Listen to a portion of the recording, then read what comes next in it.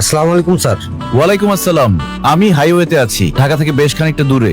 গাড়িটা হঠাৎ করে স্টার্ট নিচ্ছে না। আপনাকে লোকেশন পাঠাচ্ছি, দেখেন তো। আরে সালা, পুরে তো বোম। বস, গাড়িটা কি আপনার? একটা সেলফি তুলি।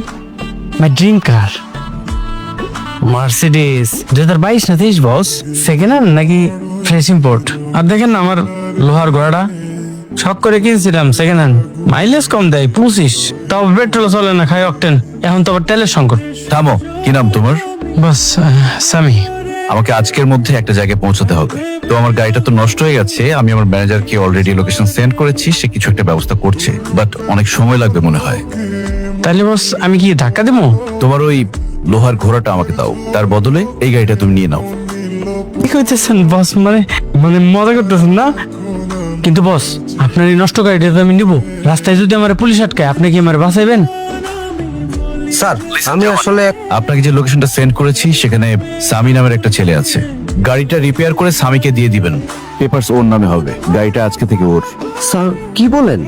আপনি জানেন আপনি কার সাথে কথা বলতেছেন? উনি হচ্ছেন এনএফ গ্রুপের মালিকের একমাত্র ছেলে। উনি যা চায় দিয়ে দেন, আপনার তো কপাল খুলে গেছে। ওকে, থ্যাংক ইউ ভাইয়া। আচ্ছা বস, একটা কথা জিজ্ঞেস করি। আপনি যেখানে যাচ্ছেন সেই জায়গার মূল্য কি আপনার গাড়ির চেয়েও বেশি? কি আছে সেই জায়গায়? ভালোবাসা। স্যার, যেমন কিছু বলবেন? মিস মাহিরা এই চিঠিটা আপনাকে দিতে বলেছেন। কোথায় উনি? She left her job. Sir, শহর ছাড়ার আগে আপনাকে একটা বড় ধন্যবাদ দেওয়া বাকি ছিল।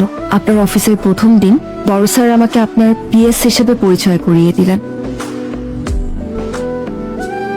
আমিও কেবল একজন পিএস হিসেবে আপনার সাথে ছিলাম, কিন্তু আপনার কারণে আমি একজন মানুষ হিসেবে সম্মান পেয়েছি।